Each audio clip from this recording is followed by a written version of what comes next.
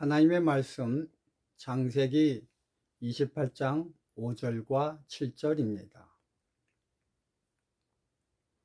이에 이삭이 야곱을 보내었더니 또 야곱이 부모의 명을 쫓아 밧단 아람으로 갔으며, 말씀의 제목은 러브는 출이고 라이크는 입이다. 여기서 출은 나갈 출자이고 입은 들어올 입자입니다. 계속해서 이 내용 출자와 입자가 쓰여지기 때문에 기억하시기 바랍니다. 창세기 28장 9절, 이에 에서가 이스마엘에게 가서, 야곱은 자기 의지에 의해서가 아니라 이삭의 명령에 의해서 갔습니다. 그에 반해 에서는 자기 의지대로, 자기 생각대로, 자기 판단대로 행했습니다.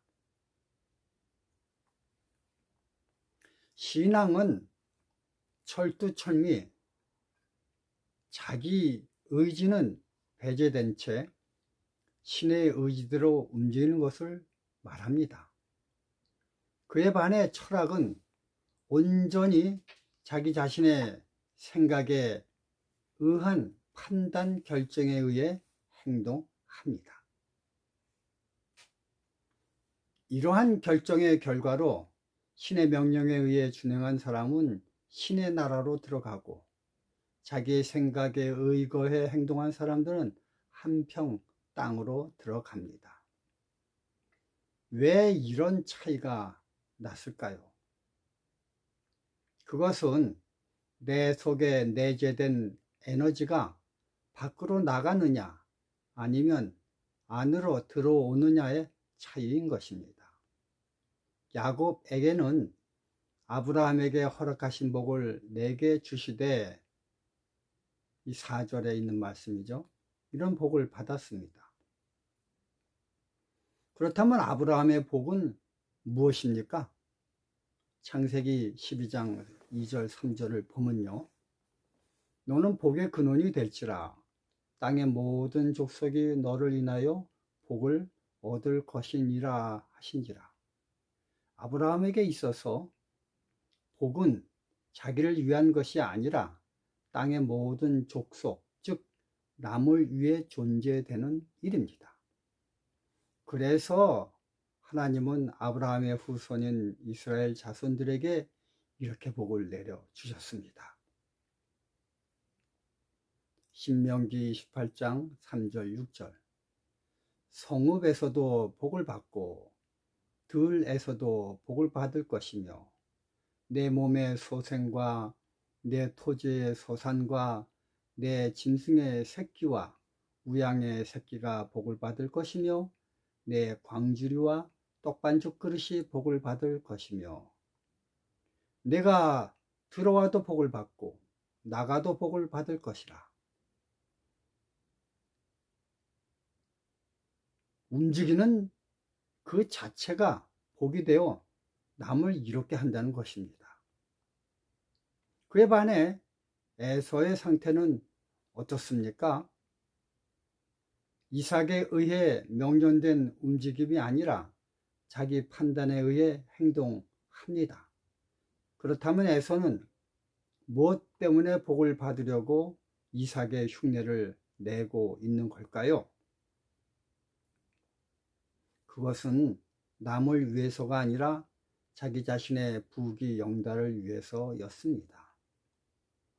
그러므로 복은 나가는 출이 목적이 되어야지 들어오는 입이 목적이 되면은 안 됩니다.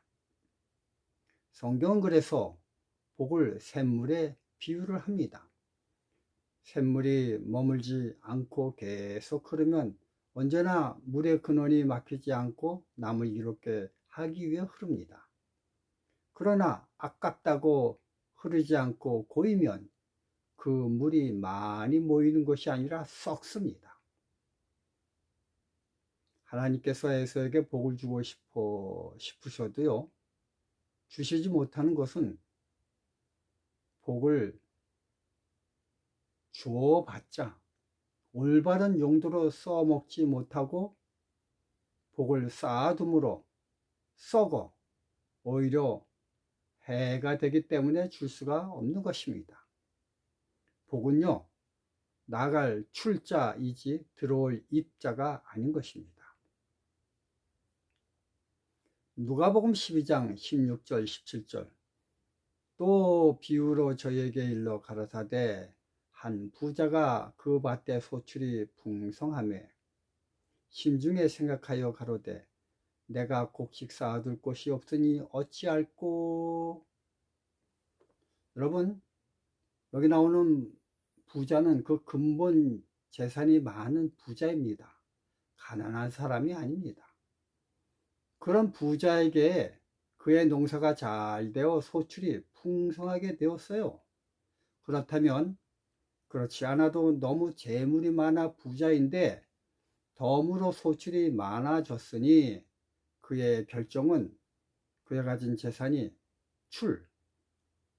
바깥으로 나가야 되는 것입니다. 어렵고 힘든 사람에게 아낌없이 그의 소출이 풍성한 것을 나눠줘야 했습니다. 그런데 그 부자의 결정은 그렇지 않았습니다. 그렇지 않아도 부자라 재물이 많은데 그에 더해 소출이 풍성함으로 도무지 둘 곳이 없었습니다. 그럼에도 불구하고 그 부자는 누가복음 12장 18절 20절 또 가로되 내가 이렇게 하리라 내 곡간을 헐고 더 크게 짓고 내 모든 곡식과 물건을 거기 쌓아두리라. 또 내가 내 영혼에게 이르되 영혼아 여러 해 쓸 물건을 많이 쌓아두었으니 평안히 쉬고 먹고 마시고 즐거워하자 하리라 하되 하나님이 이르시되 어리석은 자여 오늘 밤에 내 영혼을 도로 찾으려니 그러면 내 예비한 것이 네 것이 되겠느냐 하셨으니. 우리가 사는 이 물질 세상에 하나 원칙이 있습니다. 그것은 계속 흐르지 않고 그대로 있으면 그 어떤 물질도 시간이 지나면 시간에 의해 썩는 것입니다.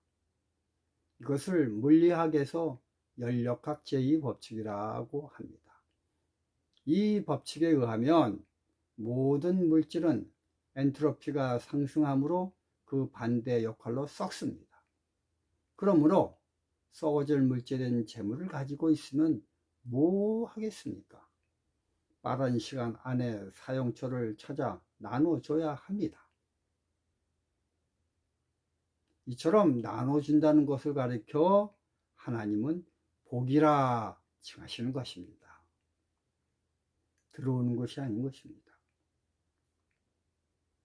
에서는 그의 아비 이삭과 어미 리브가 그리고 야곱을 유심히 관찰을 하였습니다.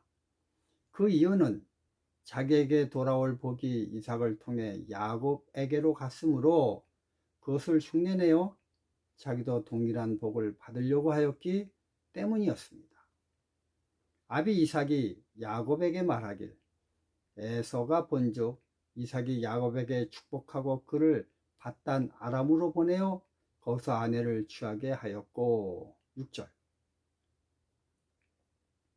이것을 본 에서는 야곱을 그대로 본떠서 이에 에서가 이스마엘에게 가서 그 본처들 외에 아브라함의 아들 이스마엘의 딸이요 느바요스의 누이인 마할랏을 아내로 취하였더라.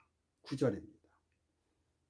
야곱은 사랑하는 라헬을 얻기 위하여 14년 동안 라반에게 봉사를 하였습니다. 이처럼 사랑은 나가는 출이지 들어오는 입이 아닌 것입니다. 그러나 에서는 결혼이란 축복을 생각하길 출이라 생각하지 아니하고 입이라 생각해서 자기가 복을 받기 위한 수단으로 여자인 느바롯과 결혼을 하였습니다. 에서와 느바롯의 결혼의 목적은 세상 재물에 안으로 들어오고 오기 위해서 한 입이지 출이 아닌 것입니다. 그러나 성경에선 처음 결혼의 기초 정신을 말할 때 창세기 2장 18절에 그를 위하여 돕는 배필을 지으리라 하였습니다. 내 피를 위해서 여자를 지은 것이 아닌 것입니다.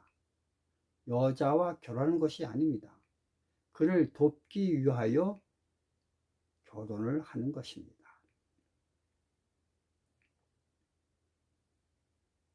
이처럼 사랑은 나가는 것입니다. 내 것을 다 주는 것입니다. 이것을 가리켜 사랑이라고 합니다. 나실 때 괴로움 다 잊으시고 기르실 때 밤낮으로 애쓰는 마음, 진자리 마른 자리 갈아 누시며 손발이 다 닳도록 고생하시네.